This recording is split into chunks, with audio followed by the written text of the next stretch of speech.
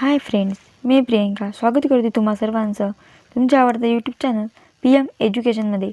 आज आपण तलाठी भरती यवतमाळमधील राहिलेले जीकेचे 25 प्रश्न पाहणार आहोत। याआधी आपण तलाठीचे 2-3 टेस्ट सिरीज आपल्या कंप्लीट झालेले आहेत। ते व्हिडिओ जर तुम्ही पाहिले नसेल तर डिस्क्रिप्शनमध्ये त्याचे लिंक दिलेले आहेत। ते लिंकवर क्लिक करून तुम्ही ते व्हिडिओ आवर्जून पाहावे। आपण तलाठी भरतीची टेस्ट सिरीज सुरू केलेली आहे। त्यामधील आता आपला हा पुढची प्रश्नपत्रिका आहे। चला तर मग करूया आपल्या व्हिडिओला सुरुवात। सामान्य ज्ञान या विषयामधील आपला पहिला प्रश्न आहे, पुढीलपैकी कोणती राज्य व राजधानीची जोडी चुकीची आहे ते आपल्याला ओळखायची, म्हणजे चुकीची जोडी ओळखायची आहे। राज्य आणि त्यांच्या राजधान्या दिलेल्या आहे। नागालँड, कोहिमा, नागालँडची राजधानी कोहिमा आहे, म्हणजे ही जोडी बरोबर आहे। त्रिपुरा, आगरताळा, मणिपूर, इम्फाळ। तर मिझोरम, शिलाँग हे जोडी चुकीची आहे। मिझोरमची राजधानी काय विद्यार्थी मित्रांनो? ऐज्वाल। त्यामुळे आपलं उत्तर ऑप्शन नंबर 2। त्यानंतर पुढील प्रश्न आहे, पुढीलपैकी कोणत्या राज्याची सीमा बांगलादेशला लागून नाही? सर्वात जास्त सीमा कोणत्या देशाची आपल्या भारत देशाला लागलेली आहे? बांगलादेशची। किती? 4096 किलोमीटरची सीमा ही आपल्या भारताला बांगलादेशसोबत लागलेली आहे। तर आता आपल्याला प्रश्न काय विचारला की बांगलादेशला जे आपल्या भारत देशातली राज्ये लागतात त्यापैकी कोणत्या राज्याची सीमा लागत नाही? तर मेघालयची सीमा बांगलादेशला लागते। त्यानंतर पश्चिम बंगाल या राज्याची सर्वात जास्त सीमा बांगलादेशला लागते। त्यानंतर आसाम या राज्याची सुद्धा सीमा बांगलादेशला लागते। तर कोणती लागत नाही विचारलं आहे? मणिपूर या राज्याची सीमा बांगलादेशला लागत नाही। त्यामुळे आपलं उत्तर ऑप्शन नंबर 3 मणिपूर।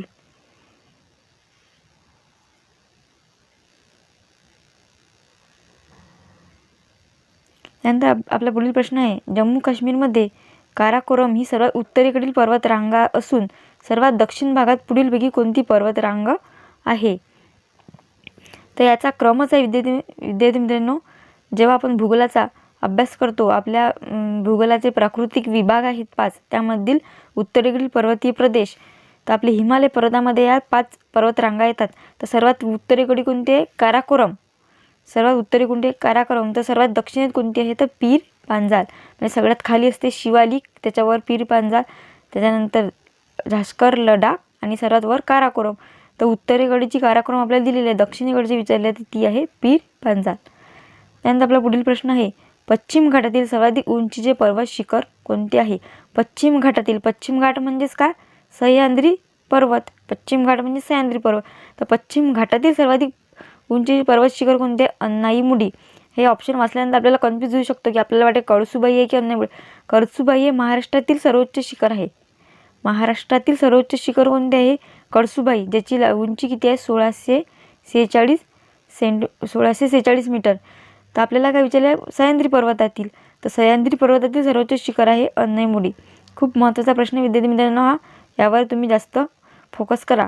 तर अन्नाईमुडीची उंची किती दिलेली आहे? 2695 मीटर। आपल्याला त्यावेळेस त्यांनी सर्वात उंची पर्वत शिखर विचारलं होऊ शकते, ते असाही प्रश्न विचारू शकतात, अन्नाईमुडी या पर्वत शिखराची उंची किती आहे? कळसुबाईची उंची किती आहे? त्यामुळे उंचीसुद्धा आपल्याला माहीत असणं आवश्यक आहे। आपलं या क्वेश्चनचा आन्सर आहे अन्नाईमुडी। त्यानंतर पुढील प्रश्न आहे, इतिहास प्रसिद्ध प्लासीची लढाई कोणत्या वर्षी झाली? तर हा पण प्रश्न आपल्याला कन्फ्यूज होतो। प्लासीची लढाई आपल्याला विचारलेला आहे, तर आपल्याला वाटते 1857 आहे की 1757 आहे? प्लासीची लढाई ही 1757 या वर्षी झाली होती। तर 1857ला काय झालं होतं? 1857चा उठाव झाला होता आणि 1764 मध्ये बक्सरची लढाई झाली होती। त्यामुळे आपलं उत्तर आहे 1757 ऑप्शन नंबर 2।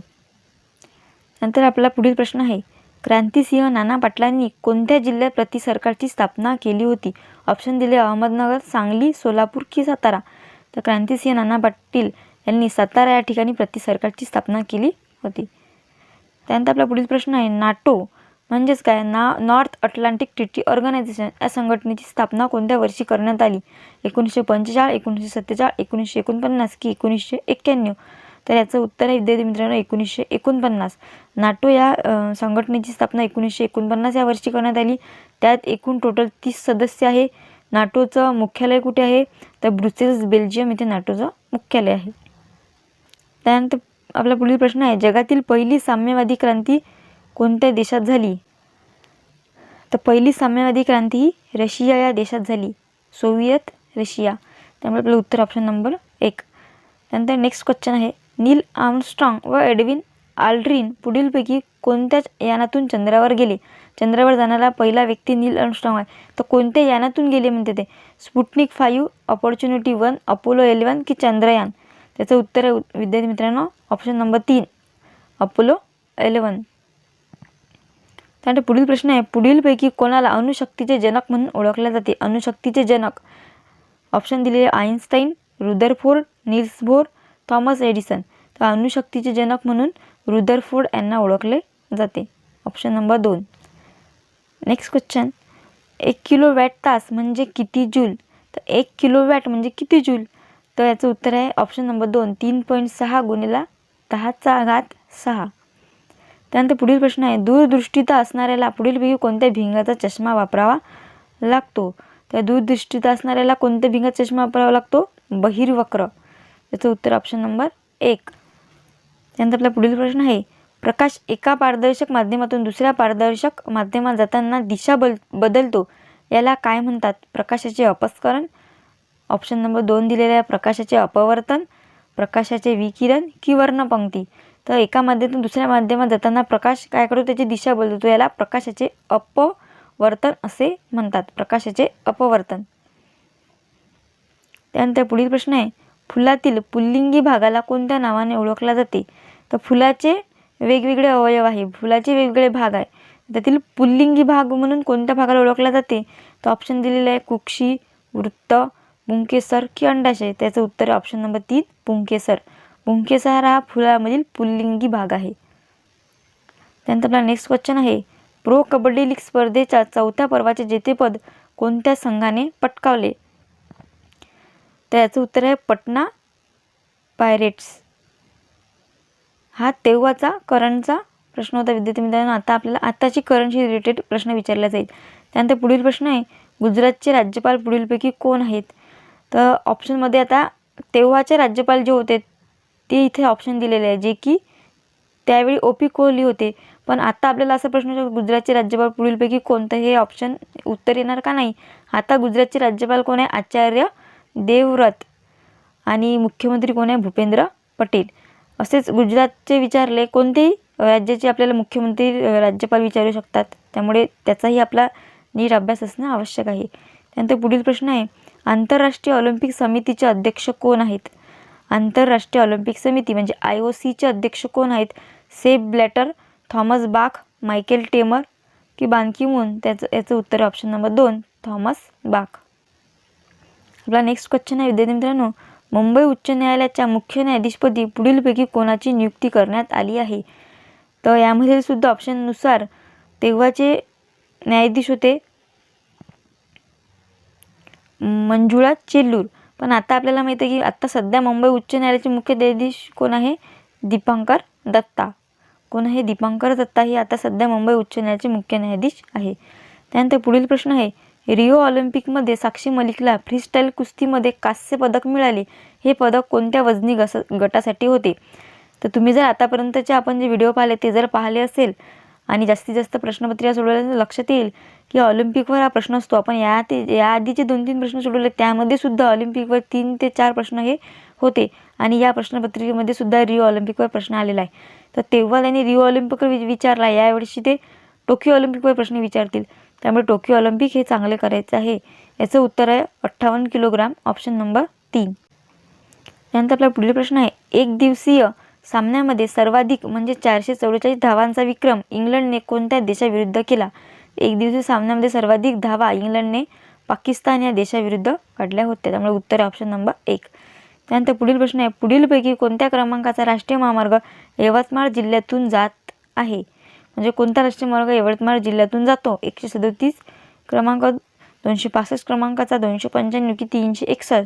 तर याचं उत्तर आहे 361. हा यवतमाळ जिल्ह्याचा तलाठी भरतीचा पेपर आहे, त्यामुळे यवतमाळवर 2-3 प्रश्न हमखास त्या प्रश्नपत्रिकेत विचारले जातील.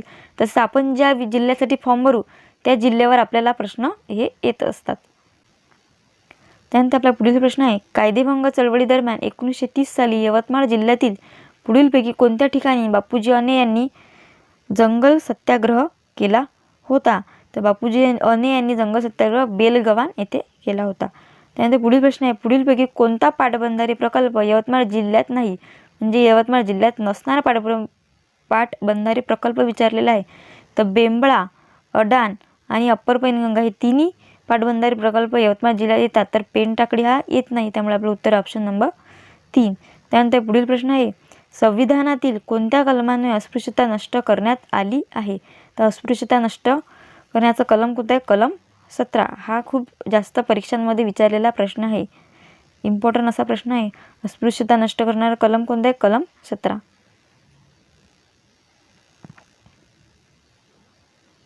त्यानंतर आपला सामान्य ज्ञानामधील शेवटचा प्रश्न आहे, यवतमाळ जिल्ह्यात एकूण किती विधानसभा मतदारसंघ आहेत?